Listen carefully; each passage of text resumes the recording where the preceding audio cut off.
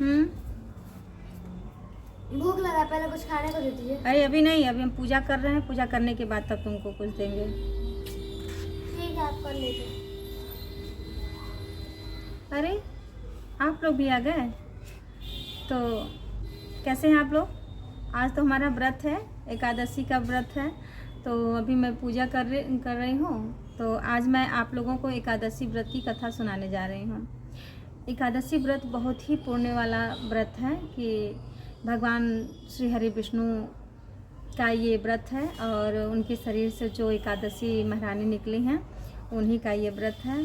तो ये सभी लोग करते हैं, सभी के लिए ये बहुत ही पूर्ण और फलदायी है।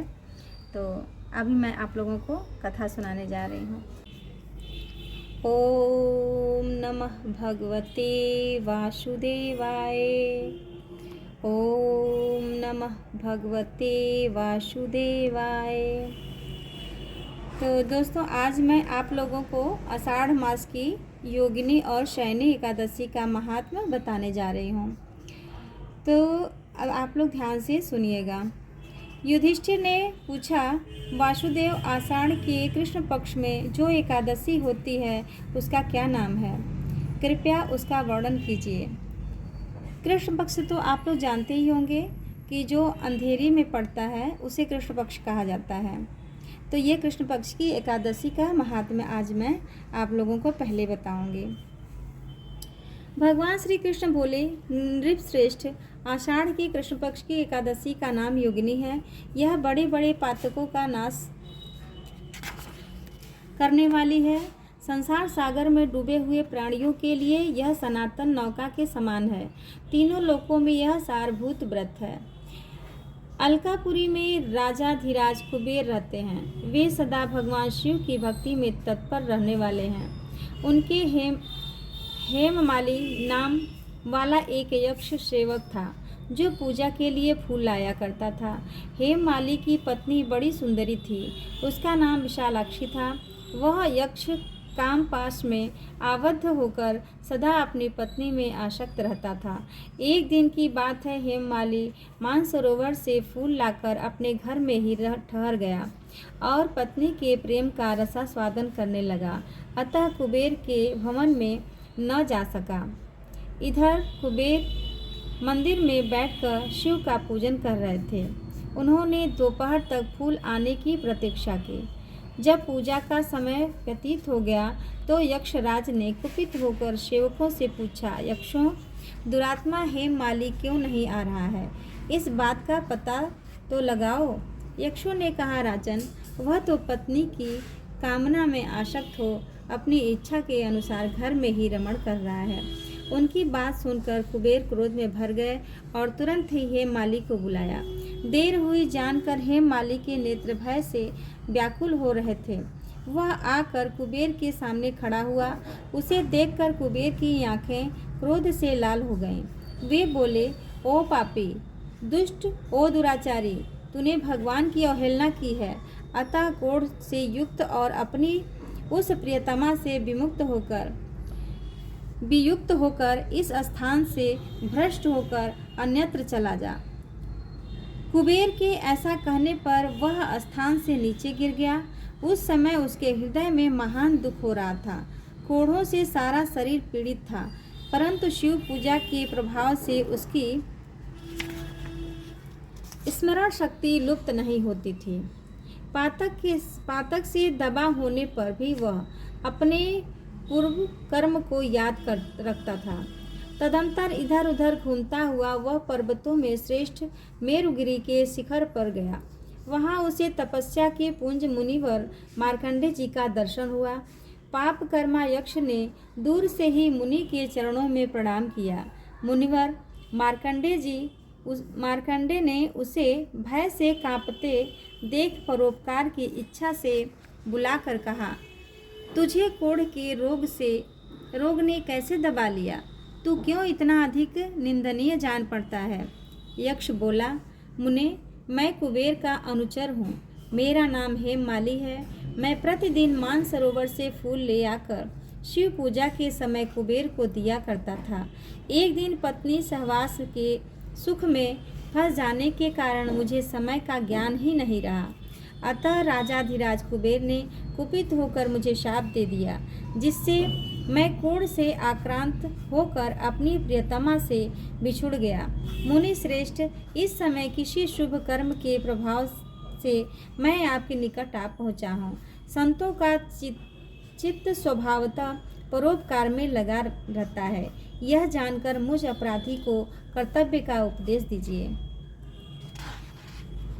मार्कंडेय जी ने कहा, तुमने यहाँ सच्ची बात कही है, असत्य भाषण नहीं किया है, इसलिए मैं तुम्हें कल्याणप्रद व्रत का उपदेश करता हूँ। तुम आषाढ़ के कृष्ण पक्ष में योगिनी एकादशी का व्रत करो। इस व्रत के पुण्य से तुम्हारी कोढ़ निश्चय ही दूर हो जाएगी। भगवान श्री कृष्ण कहते हैं कि ऋषि के ये वचन सुनकर हेममाली दंड की भांति मुनि के चरणों में पड़ गया। मुनि ने उसे उठाया, इससे उसको बड़ा हर्ष हुआ।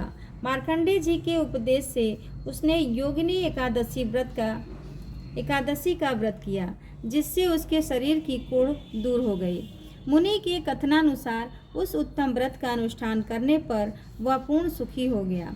नृपश्रेष्ठ, यह योगिनी का व्रत ऐसा ही बताया गया है, जो 88,000 ब्राह्मणों को भोजन कराता है, उसके समान ही फल उस मनुष्य को मिलता है जो योगिनी एकादशी का व्रत करता है। योगिनी महान पापों को शांत करने वाली और महान पुण्य फल देने वाली है। इसके पढ़ने और सुनने से मनुष्य सब पापों से मुक्त हो जाता है। तो दोस्तों, अभी तक आपने आषाढ़ मास की कृष्ण पक्ष की एकादशी का महात्म्य सुना, और उसको सुनने मात्र से ही मनुष्य की सारे पापों का नाश हो जाता है और उसकी सारी इच्छाएं पूरी हो जाती हैं। बहुत ही फलदायक व्रत है। और उसके बाद शुक्ल पक्ष में कौन सी एकादशी पड़ती है और उसका क्या नाम है, मैं आगे बताने जा रही हूँ। ध्यान से सुनिएगा आप लोग। युधिष्ठिर ने पूछा, भगवान, आषाढ़ के शुक्ल पक्ष में कौन सी एकादशी होती है, उसका नाम और विधि क्या है, यह बतलाने की कृपा करें। भगवान कृष्ण बोले, राजन, आषाढ़ शुक्ल पक्ष की एकादशी का नाम शयनी है। मैं उसका वर्णन करता हूँ। वह महान पुण्यमयी, स्वर्ग में मोक्ष प्रदान करने वाली, सब पापों को हरने वाली तथा उत्तम व्रत है। आषाढ़ शुक्ल पक्ष में शयनी एकादशी के दिन जिन्होंने कमल पुष्प से कमल लोचन भगवान विष्णु का पूजन तथा एकादशी का उत्तम व्रत किया है, उन्होंने तीनों लोकों और तीनों सनातन देवताओं का पूजन कर लिया।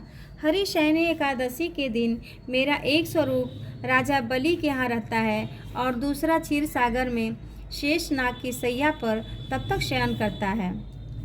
दोस्तों, यहाँ पे देखिए कि भगवान के दो स्वरूप होते हैं। इस एकादशी के दिन जो एक रूप बता रहे हैं कि वो राजा बलि के यहाँ उनके द्वारपाल बन के वो भगवान विष्णु जी रहते हैं, और दूसरा कहाँ है, शेष सैया पर। क्षीर सागर में शेषनाग की सैया पर तब तक शयन करता है जब तक आगामी कार्तिक की एकादशी नहीं आ जाती। अतः आषाढ़ शुक्ल एकादशी से लेकर कार्तिक शुक्ल एकादशी तक मनुष्य को भली भांति धर्म का आचरण करना चाहिए। जो मनुष्य इस व्रत का अनुष्ठान करता है वह परम गति को प्राप्त होता है।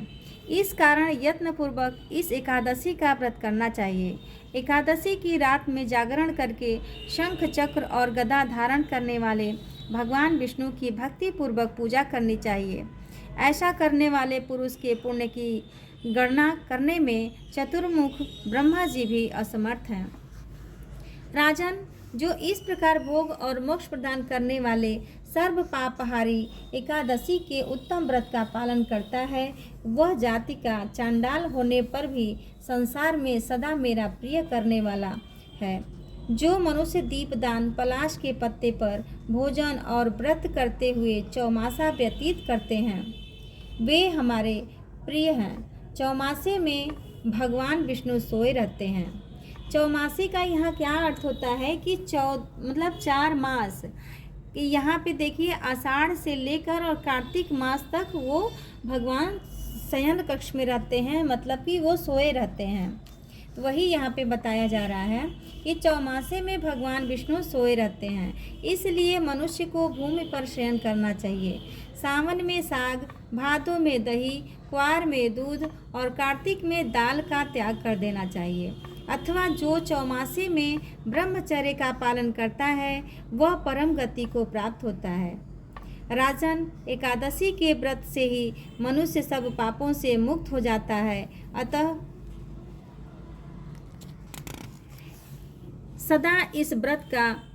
सदा इसका व्रत करना चाहिए, कभी भूलना नहीं चाहिए। शयनी और बोधिनी के बीच में जो कृष्ण पक्ष की एकादशियां होती हैं, गृहस्थ के लिए वे ही व्रत रखने योग्य हैं। अन्य मासों की कृष्ण पक्षी एकादशी गृहस्थ के रखने योग्य नहीं होती। शुक्ल पक्ष की एकादशी सभी करनी चाहिए। बोलिए भगवान श्री हरि विष्णु की जय। बोलिए भगवान श्री हरि विष्णु जी की जय। ओम जय जगदीश हरे, स्वामी जय जगदीश हरे। भक्त जनों के संकट, दास जनों के संकट, क्षण में दूर करे। ओम जय जगदीश हरे, जो ध्यावे फल पावे, दुख विनशे मन का। स्वामी दुख दिन से मन का, सुख संपत्ति घर आवे।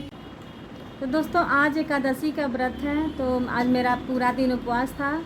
तो मैं सोची कि आज चलिए आप लोगों को एकादशी व्रत की कथा भी सुना देती हूँ, इसका महात्म्य भी बता देती हूँ।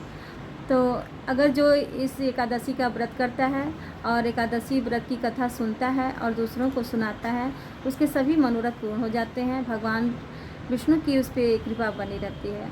मिलते हैं अगले वीडियो में, तब तक के लिए बाय।